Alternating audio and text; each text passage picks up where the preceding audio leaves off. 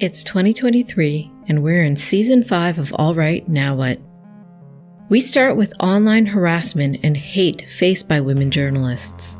It's a significant safety issue and a huge concern for us all. What's the experience? And what can we do to make change? I'm Andrea Gunraj at the Canadian Women's Foundation. Welcome to All Right, Now What? A podcast from the Canadian Women's Foundation. We put an intersectional feminist lens on stories that make you wonder, why is this still happening? We explore systemic roots and strategies for change that will move us closer to the goal of gender justice. The work of the Canadian Women's Foundation and our partners takes place on traditional First Nations, Métis, and Inuit territories. We are grateful for the opportunity to meet and work on this land. However, we recognize that land acknowledgements are not enough. We need to pursue truth, reconciliation, decolonization, and allyship in an ongoing effort to make right with all our relations. I've said it before on this podcast. Equity-seeking journalists, including women and racialized reporters, investigate important and hidden stories. We need them to give voice to what's often left unheard in Canada. This makes the harassment and abuse they experience at disproportionate levels particularly vexing. It's harmful to them as people and as media workers, and it runs counter to the goal of making our world better and fairer. We can't achieve that goal without a diverse news media landscape and truth in reporting. Online harm and harassment is on the rise globally, according to a 2021 report by the International Center for Journalists. We often point fingers across borders, but the Coalition for Women in Journalism says that Canada is the country where the greatest number of women journalists were exposed to organized troll campaigns in 2022. This is gendered violence, and it's unacceptable. It's to our detriment and our shame. Digital attacks aimed predominantly at women and racialized journalists victimize, belittle, and ultimately undermine trust in facts and jeopardize press freedom. We collaborated with the Canadian Journalism Foundation and the Not OK campaign on a discussion with journalists who shared their insights on the issue. Today's episode features a snippet of this conversation, focused on the lived experience of our panelists. It was moderated by CBC News correspondent Salimah Shivji. It featured Garvia Bailey, journalist, broadcaster, and co-founder of Media Girlfriends. It also featured Christina Frangou, freelance journalist and 2022 winner of the Landsberg Award presented by the Canadian Women's Foundation and Canadian Journalism Foundation, as well as Saba Eitizaz, Toronto Star producer and co-host of This Matters podcast. Listen, it's not easy to speak about this stuff. It is not easy to get bombarded by hateful, harassing, and violent messages in your work. I know this from experience, and I bet many of you listening do too. I am so thankful to our panelists for doing the difficult work of sharing what they go through in the hope that shedding light will lead to real action. A note about content. This episode includes discussion of gender-based violence and sexual assault. We start off with Salimah. So all of us here, myself and the three amazing journalists on the panel, Saba, Christina, Garvia, we've all had to handle hate thrown our way simply for doing our jobs. We've had to handle that hate to varying degrees and through various means, but it's certainly not isolated and it's getting worse. When you hear that more than 72% of journalists say that they were the victim of some form of harassment last year, that's a pretty alarmingly high figure. So we're going to delve into, I hope, how we cope and some of the solutions that news outlets are thinking of. But I want to start by getting a sense of the type of hate that we're seeing and the extent of it, sort of the intensity of it in this current climate. And so I want to start with you, Saba, if you don't mind. You've spoken out about being targeted, about becoming the subject of a seemingly highly organized hate campaign targeting you and several other journalists in Canada.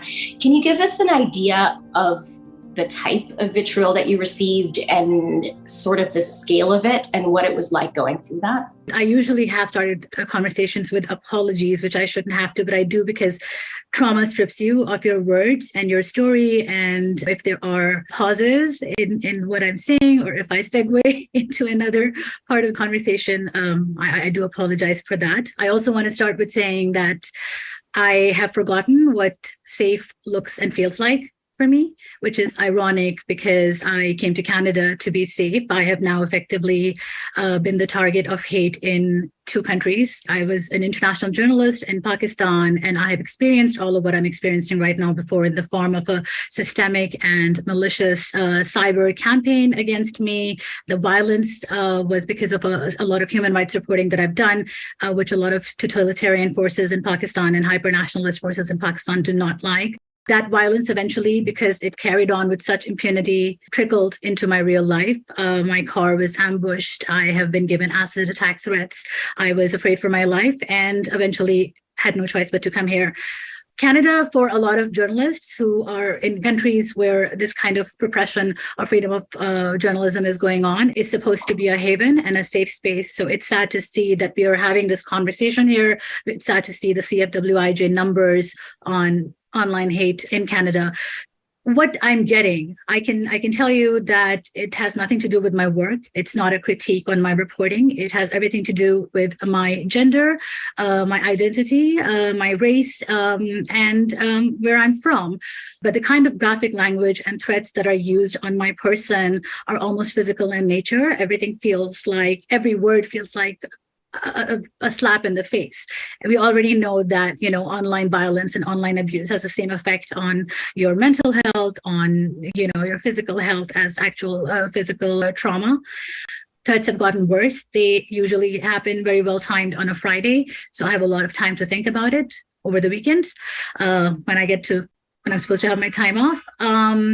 This year, I got an email which actually mentioned 2 other journalists, Erica Ifield of the Hill Times and Rachel Gilmore of Global News, and it talked about having our faces on a wall where the group was deciding who to silence, who to retire, and who to rape, and also told us to quit our journalism or we will be boogalooed the F out of Canada. And that's when we decided that we just can't keep taking this backlash, swing into our newsroom and individually, trying to deal with this problem. And I think that's where we kind of led to a collaborative newsroom-led effort where we had Global News, Hill Times, and the Toronto Star kind of get together to figure out what needs to be done about this wave of hate. You talked about these encrypted emails and how sophisticated the online attacks have become in a way. And I'll get back to you, Saba, but I also want to bring in Garvia and Christina into the conversation. When you guys hear that and the extent to which people go to send this hate towards journalists and journalists of color, I guess, how do you explain that? How do you feel about where this is going and what's fueling this type of hate in this country, in Canada in particular? Maybe Garvia, you can take that one first.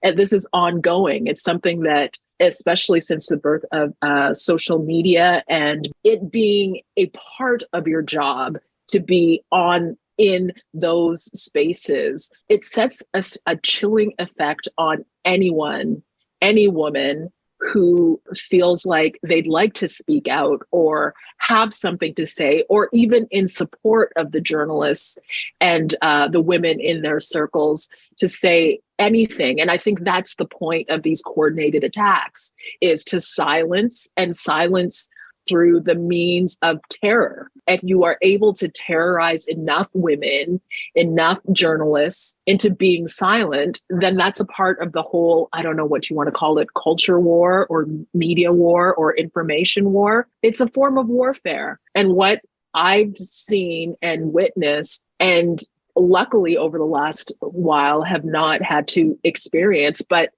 the feeling, the residuals do the same thing. They're chilling. You don't want to step too boldly into that public sphere. And that is kind of the point of this sort of coordinated attack. I see amongst my friends who are all in the journalism and media world that the conversations that we want to be having publicly, we only have privately.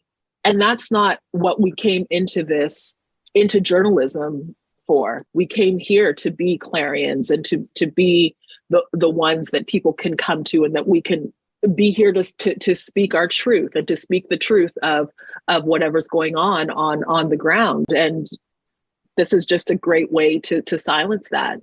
chilling is the right word. It's been shocking to see what has happened. And I want to start by sort of saying to Saba, Erica, and Rachel, and everyone who's been in the crosshairs of these attacks, your work has been tremendous, given what you have been under. And I think that needs to be recognized, like the quality of work that these journalists are doing despite these ongoing attacks that I know keep wearing people down and make it difficult to say anything.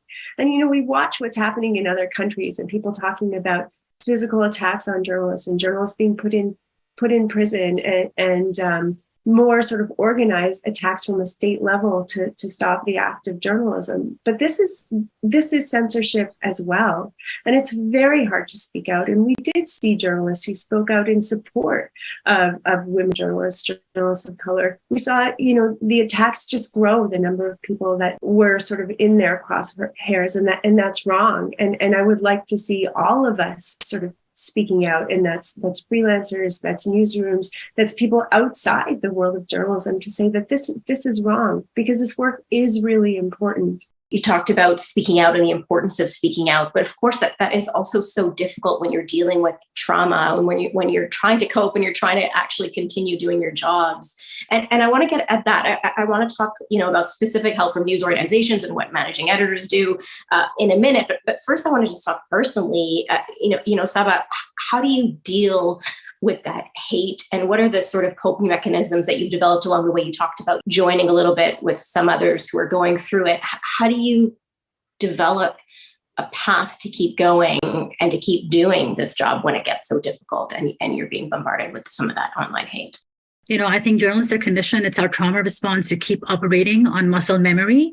Everybody has a different coping mechanism and why they continue to do this work. I also know that there are people, journalists in much more perilous job positions than me, who are much more vulnerable, freelancers, people who do not have newsroom-led initiatives, like supporting them in whatever manner, which we should also talk about. But, they don't even have that. And they are self-censoring. They are moving away from journalism. They are not there to tell important stories that are a part of the Canadian narrative. We already talk about the underrepresentation in the Canadian media landscape. And now there's a concerted effort being made right in front of us to push those really important voices out. The stories that we tell, the facts that we talk about or disseminate, they matter. They matter more than ever now in this it's not a post-pandemic world, but a pandemic world where polarization has led to, a global movement of sort of fueling, hyper-nationalist or hate-filled groups. It's not the majority of Canadians. It's actually specific far-right groups that have fueled that confusion, that have fueled that time of disenfranchisement for many to build up on their hate campaigns to silence and erase people like us. So I've seen the greatest price that can be paid if we stop working at a time like that in Pakistan, where important voices in journalism have been pushed out, are in exile like me, have been assassinated, have been abducted. When there is an information vacuum, who takes over that vacuum? It's bad players. It's people who want to manipulate reality and manipulate the facts to exert more totalitarianism or problematic structures. So I don't want that to happen. And also I refuse to cede my space. I've never ceded my space to any kind of authoritarianism or bullying. I'm motivated by that. But it's not really coping. I'm just going on. When we talk about the trauma from this stuff, it's not, we always associate it with mental or emotional well-being, but trauma has a huge impact on your physical being. You burn out, you get sick. There are intersectional issues here. We talk about journalists, the disproportionality of, journalists of color burning out or quiet quitting or leaving this industry. And it's all kind of related to that. I want to throw it to you, Garvia.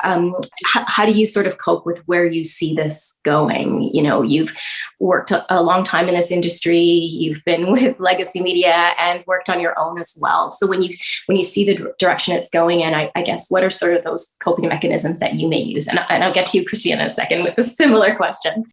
It's just so important for us to be able to band together and to find our communities within ourselves, within our groupings of especially racialized journalists, women of color, or women journalists in general. That has been the any kind of trauma that I've been through, it has been those groups that I can go to, the groups of journalists that have become a part of my social circle that are integral to my own mental health. And so having those supports is just crucial. Like, if you don't have those supports, please reach out to me. Like, I want to be a support to as many as possible. I mean, Media Girlfriends was birthed out of the need for us to come together and be each other's support.